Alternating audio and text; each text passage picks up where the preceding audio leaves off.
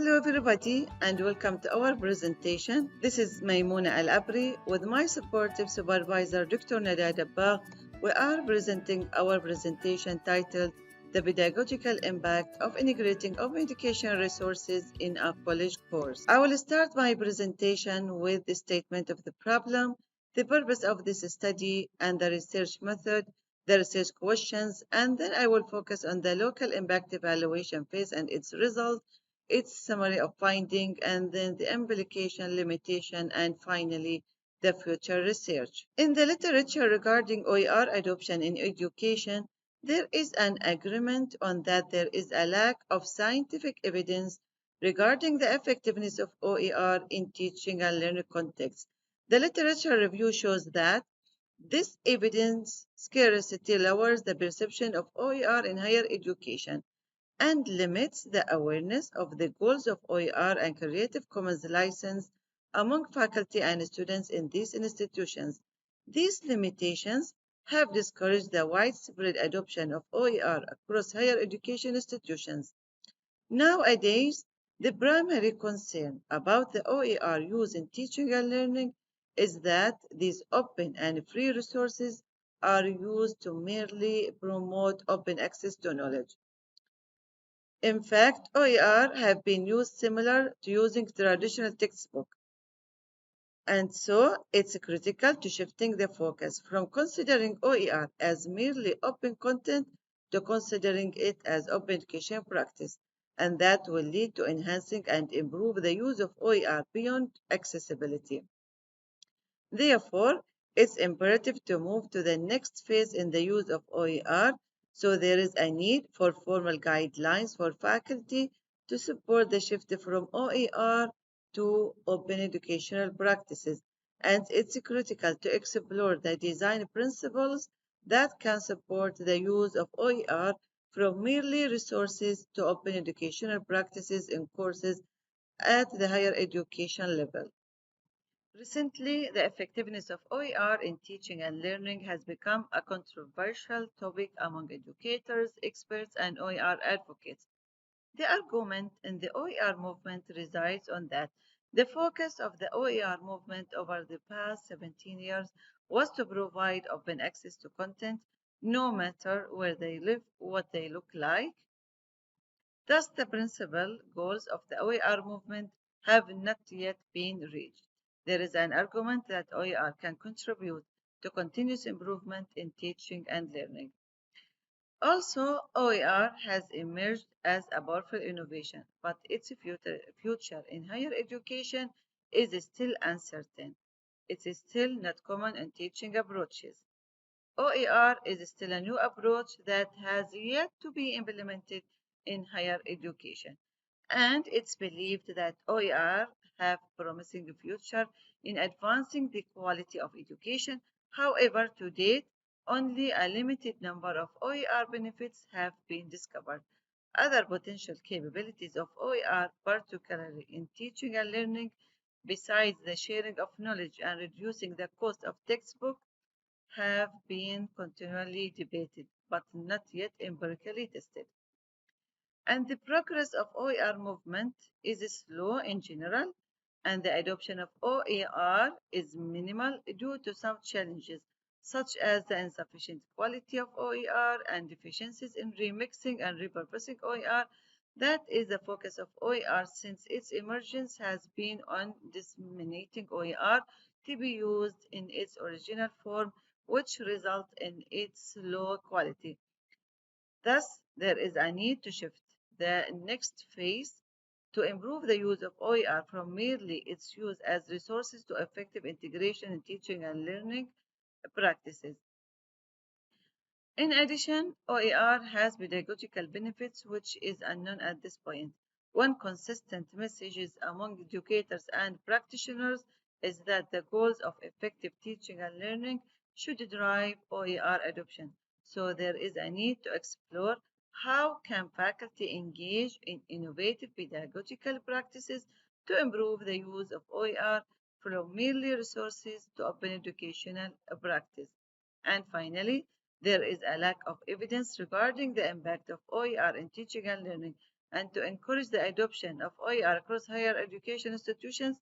OER's effectiveness in teaching and learning must be empirically tested, so faculty to adopt OER in their courses, they need scientific evidence that OER is effective and credible in teaching and learning contexts. A recent discussion around the Hewlett's OER strategy, refreshed in 2019, engendered a concern by educators and OER practitioners in that is though they have supported the development of OER content and platform, but it's far away from reaching the effective use of OER in teaching and learning, and access to OER content alone is not enough, and the shift to integrating OER into teaching and learning practices entails providing evidence-based practice to extrapolate the news ways of how OER are situated in the pedagogy practices of a certain course and gleaned in a better outcome for learners. So the purpose of this study is to design an OER intervention that integrates OER use and creation in a college course in order to promote open educational practices. But before we dive into the study design, I like here to elaborate more on the essential terminologies of this study.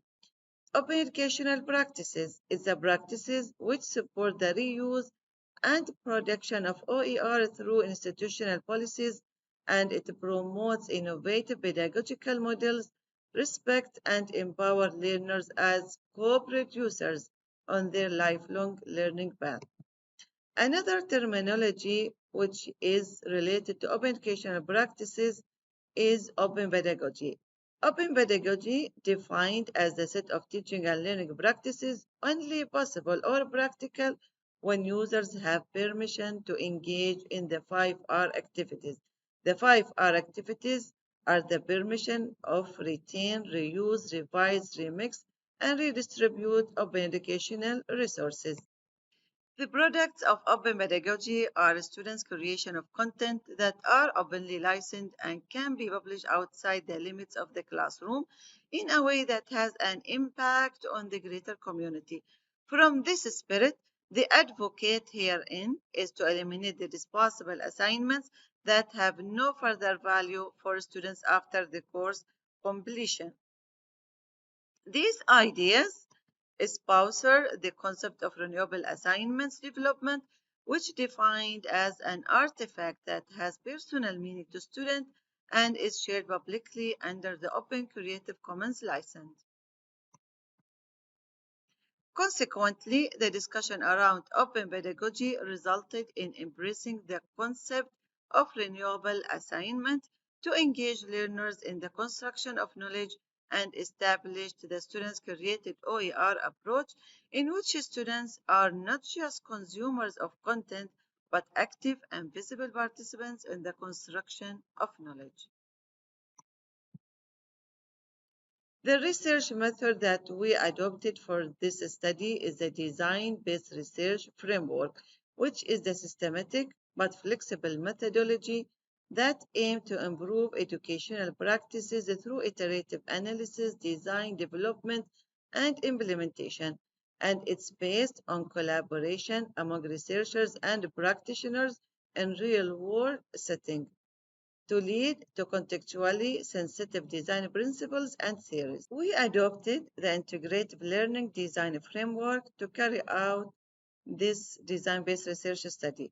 So this study was carried out through the first three phases of the integrative learning design framework, which are the informed exploration that aim to explore the current status of OER adoption and define the problem. And the second phase is the enactment phase that aims to develop OER design principles and OER intervention prototype. And the third phase, which is our focus on this presentation today, is the evaluation of the local impact phase that aims to examine the effectiveness of OER intervention in a college course. Each phase in this integrative learning design framework has been adapted with unique research questions, data sources, methods, and outputs. Therefore, each phase is influenced by the results from the previously phases, and each phase can be conducted through multiple cycles. Let's now focus on the local impact evaluation phase that took place from fall 2019 to spring 2020. The research question that guiding this local impact evaluation phase was how are the OER design principles operationalized and implemented in a college course? And there are three sub-questions. What are the perceptions of students regarding the benefits and drawbacks of these principles in supporting their learning? The second sub-question is what are the perceptions of the instructor regarding the effectiveness of OER intervention in the course? And the third question, is there evidence of a shift in the pedagogy of the course? The local impact evaluation phase promotes formative evaluation to further test the implementation of the intervention prototype that was developed in the previous phase, which was the enactment phase, and also to refine the generated design principles and interventions components of integrating OER to manifest in open educational practices. The method used in this evaluation phase was an exploratory case study relying on a mixed method design. The setting of this design-based research study was Advanced Instructional Design, which is a master program at the intended university. The target population of this phase of the implementation and evaluation was the instructional design and technology master students who enrolled in the advanced instructional design in fall 2019, and they were 8 master students, 3 males and 5 females. They have a wide range of experience in an instructional design field, and as well as also the course instructor who was interviewed in this study. She is the director of the learning technologies in the intended university with a 20 years work experience. The fundamental strength of conducting a mixed method study are development, complementarity, and triangulation, where the result of one method informs the formulation of the following method, and also where researchers seek elaboration, enhancement, illustration, and clarification of the result from one method with the result from the other methods, and also to find a convergence of results and interpretations from different perspectives using multiple methods. Let's move now to present the result of the local impact evaluation phase. The first research question addressed students' perspectives regarding the benefits and drawbacks of OER design principles in supporting their learning. 3 instruments were used in this stage. The pre-survey that aimed to collect participants' background and their awareness of the OER concepts and its related notions. Also, focus groups were used to examine the effectiveness of OER intervention and the 5R practices that were embedded in the course curriculum in supporting their learning and opening teaching and learning practices. And finally, the post-survey was used to examine the usefulness and usability of OER intervention in the course design. What stands out in this word cloud is the participant thoughts about the 5Rs practices that were embedded in the course curriculum, which are more than only compiling parts from existing OER to create a new OER content or revising the current OER materials. However, it's about building resources up on one another, supplementing, enrichment, and argumentation and explanations for improvement purposes that are similar to this scholarly work. The main idea for integrating the 5Rs practices in the course curriculum that emerged from the data of this phase was threading across assignments. This idea of threading across assignments implied that 5Rs could be operationalized by allowing students to reuse what they executed in one assignment to build the next assignment and so forth. In this course, students were asked to critique the previous students' assignment that were uploaded in Merlo, and in the assignment B, students were asked to use open access article and to build their assignment B based on the outcome and input of the assignment A. And also students were asked in performing their assignment C to use the component of the assignment B to design the project for the assignment C, which is designing technology supported constructive learning environment. The result of this local impact evaluation phase showed that all students were unfamiliar with the 5 R's practices. They use revising and modification process only with images. However, they are aware of the different types of open license like fair use, Creative Commons license, and public domain, but they are unaware of the university's ownership of the copyright law in which students own their assignments, so they can share it or publish it under open license. Regarding students' perceptions of the effectiveness of OER intervention in supporting their learning as a result of embedding the 5 R's in the instructions for the main assignments of the course, the qualitative and quantitative result indicated that all students favored aligning everything and linking it together. At the level of the course main assignments, the results showed that there is a continuum of knowledge across the main assignments and learning activities. One of the more significant findings to emerge from this study is the insight of connecting knowledge across the assignments within a course and across the classes for the entire academic program through a platform or a database to develop the expertise and connect the dots between knowledge across all classes. As a result, students can return to their assignments and build up on them in different classes rather than make an arbitrary choice. Regarding students' perceptions of the components of the OER intervention embedded in the course, all students endorse the concept of threading across assignments, so students were encouraged to use the components of a previous assignment to build the next assignment within the class. What is surprising is that the majority of students used this concept in the final project performance after they had been introduced to the concept in a focus group session. Students also endorsed the students created OER, which is the concept of renewable assignment, but they showed uncertainty about the quality and trust of this existing open content as it moves further forward.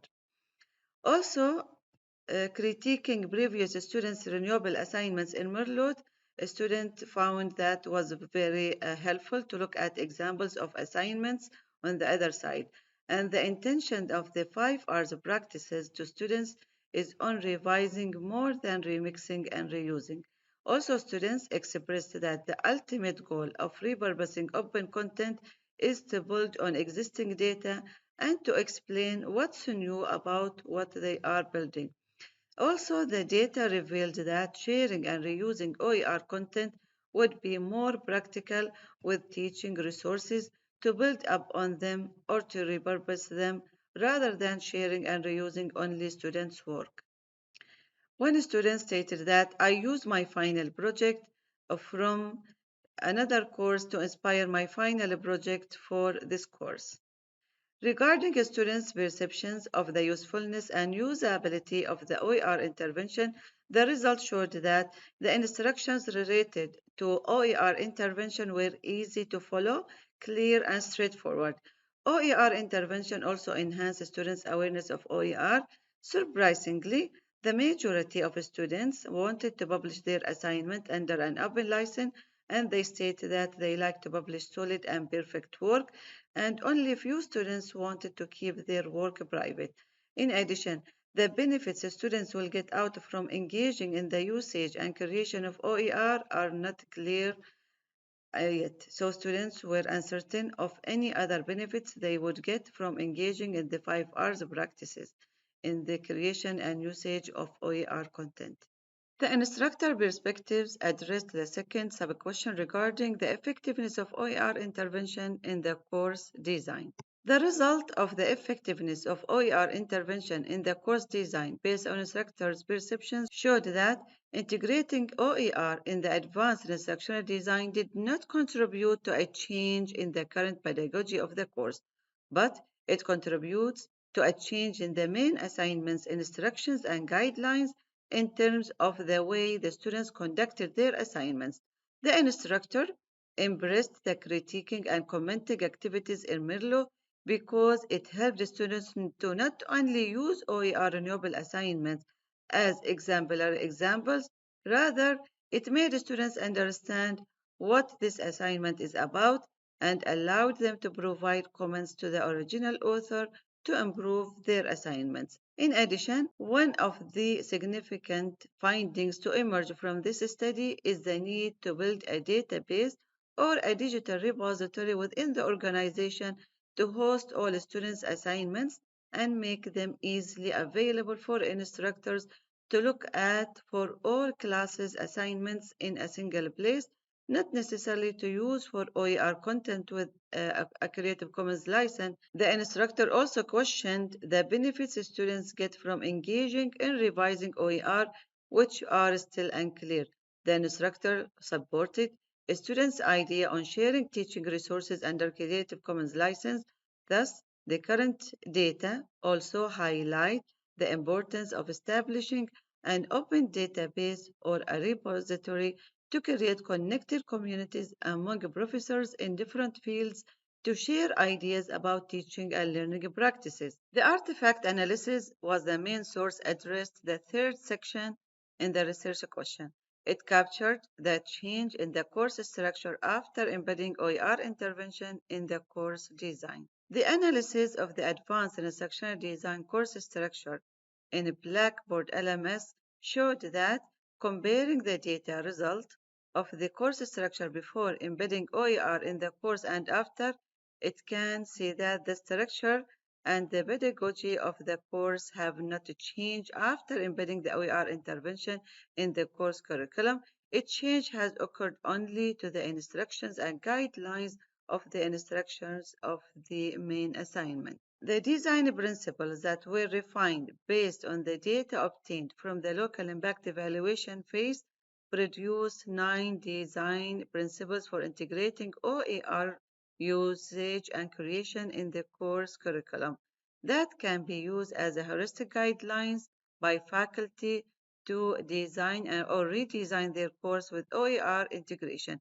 These design principles are: OER should be integrated in a course that is designed based on a learner-centered pedagogical model using the principles of constructivism. OER should also be embedded as a main component of the pedagogy of a course and should support the use and creation of OER using efficient OER databases. Also, in-person session should be used to introduce OER concepts and threading across assignments to students at the beginning of the semester. And the main goal of integrating OER into a college course should educate learners about the term OER and its related concepts like the 5 R's activities, like the students created OER, the notion of renewable assignments, and what are the benefits of openness. Also, students should have the option to share their assignments under an open license and to select the appropriate license for their work. The instructor also should provide a collection of OER content as a starting point for embedding the 5 R's practices in a course curriculum. OER content also that is shared openly online should be reusable and end in a meaningful purpose of learning. And finally, creating OER content is more effective through collaborative work among students. The findings of this study revealed that integrating OER into a course promotes a change in the pedagogy of a course if the course is designed based on traditional pedagogy approaches, such as a behaviorist approach of teaching.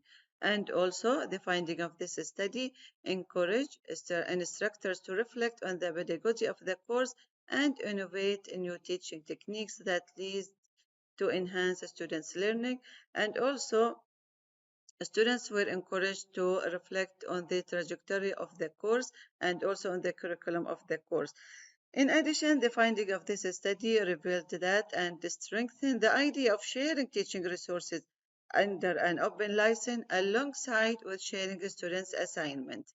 In addition, the finding of this study suggests that the importance of establishing an open database for creating connected communities among educators to exchange ideas of teaching and learning in different disciplines and to build on others' pedagogy practices.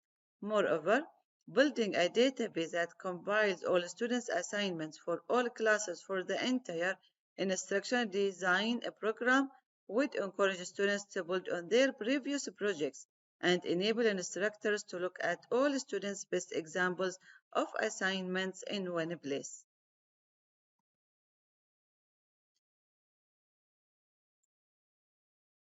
Threading across assignments is the most significant result from engaging students in the 5 Rs.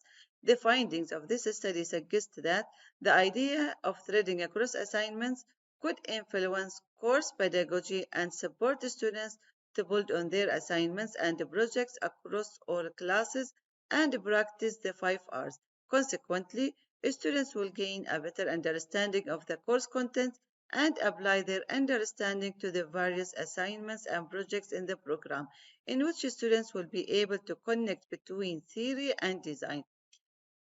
In addition, the findings of this study suggest that there are several obstacles hinder the advancement of the OER movement, such as the lack of support from the top management at the institution of higher education. Also, the benefits that students and faculty will get out from engaging in the use and creation of OER are not clear. There is an issue of infrastructure that supports creating a connected community of sharing, revising, and remixing OER. This study has several implications. First, evidence-based about shifting from OER to open educational practice, since this is a controversial topic in OER field.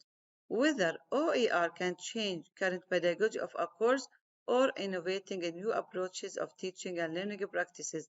This evidence in this study was obtained from a rigorous method that passed through multiple cycles of development, design, and revision. The other implication of this study is that it offers educators a guidance and best practices by developing reliable OER design principles. It provides best practices and unique strategies of integrating the 5 Rs in a course curriculum. It fills the theory practice gap in the deficiencies of the implementation of the 5 Rs. Also, the theoretical understanding of shifting from OER to open education practices.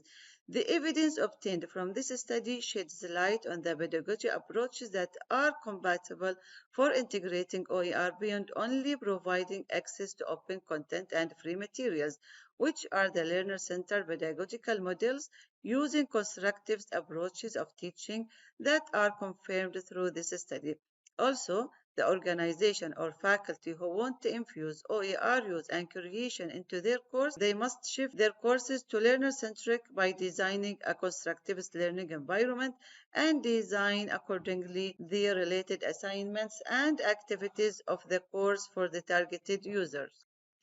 This design-based research study has several limitations that might affect the rigor of the findings. First, this study is a short-term investigation. We are testing the idea of students created OER and the concept of renewable assignment. There was a short time frame for testing the OER intervention because we exposed the students for only 16 weeks to the intervention. And because the OER intervention is an evolutionary prototype prototype that require a long period of iterative development, evaluation, and revision. So these multiple evaluation and refinements of the intervention prototype contributed to maximize the design of the course, enabled OER use and creation. Also, it enhanced the quality of the design principles and advanced the theory regarding the impact of OER in promoting continuous improvement in the pedagogy practices. And also, we provided a collection of renewable assignments for previous students in previous classes. So here, students in this intervention had an opportunity to practice the 5 R's activities throughout the main assignments and learning activities of the course. So they have enough period of experience in order to interrupt and express their thoughts and ideas about the OER intervention and about the OER integration in the course curriculum. The second limitation is that the study uses self-reported data like survey, focus group, and interview, which might affect the validity of the study since these methods are subjective.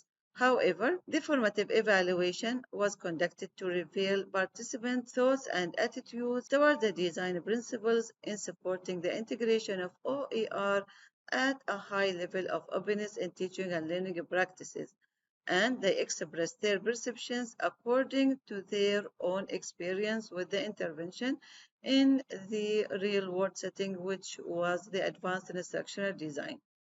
Accordingly, so based on participant perspectives, the OER intervention was improved. And in addition, also because we use multiple research methods with different users, also this enhances the validity of the conclusion of this study. The third limitation is that we had limited participants who participated in this study. They were only 8 participants who enrolled in the Advanced Instructional Design in fall 2019, and also only one course was selected as a research site. However, a rich description we included in our study about the course procedures, the data collection, the data analysis can overcome this deficiency and enhance the validity of the findings because of the triangulation of the data sources. And also because we conducted intensive interview and also intensive focus group with the participants. So we had a rich data, and also it's documented in this study. Finally, because one of the targeted participants in this study was the instructor of the course, and also she was the researcher's advisors who collaboratively working on examining this new direction of OER movement. So the influence of the instructor on individual performance becomes another limitation of this study. As a result, it's critical to deal with the plausible threat of the impact of authority and power that could influence the result of this study. However, in this study, the idea of OER use and creation was integrated into the syllabus of the course. That means this new concept was being an integral part of the learning activities and assignments, and the students were exposed to it as a part of the core instructions of the course, instead of testing it as voluntary activities. In addition, students' assignments and activities, including the 5R practices, were assessed using rigorous rubric. Thus, the authority of the instructor was minimized in this study. So, what is the next step? The next step is to select different courses in different higher education institutions to test the OER intervention prototype and to conduct a longitudinal study across 2 years to understand the significant meaning, intention, and differences between the R's in the 5 R's framework, and to examine the effectiveness of threading across assignments as a result of employing the 5 R's practices in a college course. Also, the future research is to explore whether or not students will get out benefits from engaging in repurposing and creating OER, and to explore the motivational factors that might encourage students to repurpose previous students' assignments and to create new OER materials. And finally, to conduct a research study using user experience design to design an open repository for creating a vibrant community and an active open learning environment for students and faculty to capitalize repurposing, creating, and sharing OER online under an open license. In just a few past years, the progress of OER is remarkable and we still have much more to do. Thank you for your listening. I hope our presentation is informative. Please post your questions and we'll answer it later. Thank you. Or you can send us your questions through our emails as it's shown in this slide.